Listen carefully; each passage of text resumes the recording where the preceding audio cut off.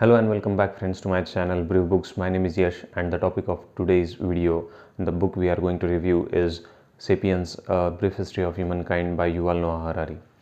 Before talking about the book, I will like to give a little introduction of the author Yuval Noah Harari. Yuval Noah Harari has a PhD in history from Oxford University and is now a lecturer at the Hebrew University of Jerusalem, specializing in world history. In 2012, he was awarded with annual Polanski Prize for his creativity and originality in humanistic disciplines. Why this introduction was required? Because I believe that if you want to know the depth of the art or study the aspects in which it was made, you must at least know something about the artist. Why to read this book? Is the topic history really that important? Because people today think that why to study the history, because we live in the present and we already have so much to think about the future. Then why rather waste our time on studying the past, the history which has already happened and we cannot change or modify it.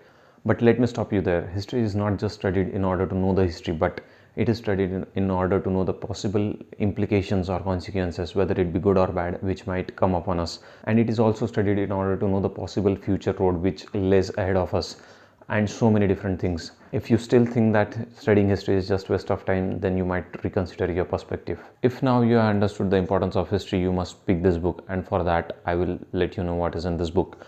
The book revolves around the history of the Homo sapiens, that is us. The book is divided into 4 parts and 3 revolutions. The 3 revolutions are the cognitive revolution, the agricultural revolution and the scientific revolution.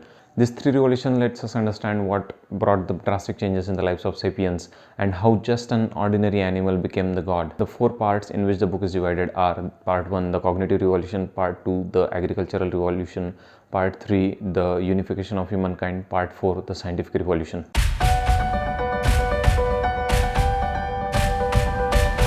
Let us talk about part 1, the cognitive revolution. The cognitive revolution is... Wait, before talking about cognitive revolution, you must know what is genus and what is species. You might have heard about that lion, tiger, leopard and jaguar are all from the same family of cats. The family name for the different species of common ancestors is called the genus. Likewise, we sapiens are one of the species from the genus Homo, which means that there were different species of humans as well, like Neanderthals, Erectus and many others along with sapiens. So what really happened that we sapiens became the god and the other species of the Homo became extinct? The cognitive revolution happened around 70,000 years ago.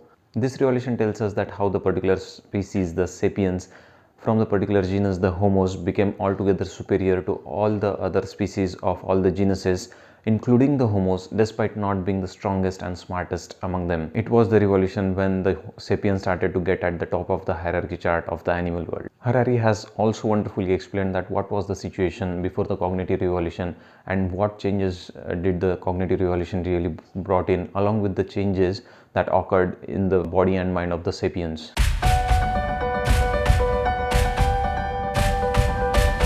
After that, let's discuss part 2 of the book, the agricultural revolution. This revolution occurred around 12,000 years ago. And what happened after agricultural revolution? We call the ancestors which were prior to the period of agricultural revolution as hunter-gatherers, which simply means that the person who used to hunt and gather their food because they didn't knew anything about farming. Their belly were full only on the days when they were lucky enough to have hunt down an animal or have found some fruits or vegetables. Otherwise, they were either hungry or have died due to a failed hunting. In this part, you will get to know that when and how our ancestors got to know about farming and what changes it really brought along with it in the lives of the sapiens. 2 of the drastic changes that agricultural revolution brought in our lives are: first, we are having enough food on daily basis to eat, and second, we have settled down to a fixed place. Before that, we were just roaming around.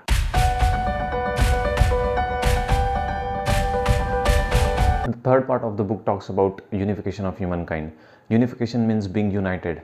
When we were talking about cognitive revolution, we understood that we weren't the smartest and strongest of the species of all, yet we became superior to them. How did this happen? One of the very basic and major reason behind it is that sapiens can work more collaboratively and can form major bands, communities or societies than any other animal. This is how cognitive revolution took place, and eventually even more such factors followed that made it possible for us to collaborate with a total stranger to whom we might have never seen or have heard about before. And that is how the unification of humankind took place at such a vast extent and the world became a global village. The major factors accountable for it are money, empires, religions and nationalism.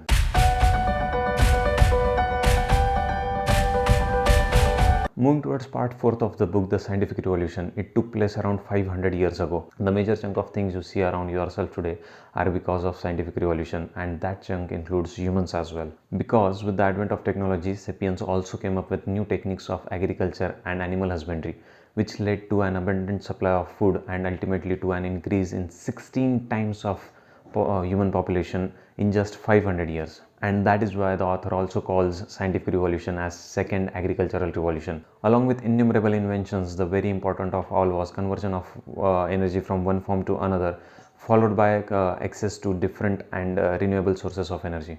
That was all about the content, but the book is so vast and touches so many areas and concepts along with beautiful and vivid perspectives that I am unable to make justice to the book by reviewing it. It is one of the kind that to know the depth, you have to jump and dive into it. I will personally recommend this book to you guys to mandatorily add this gem to your wisdom and to your bookshelf.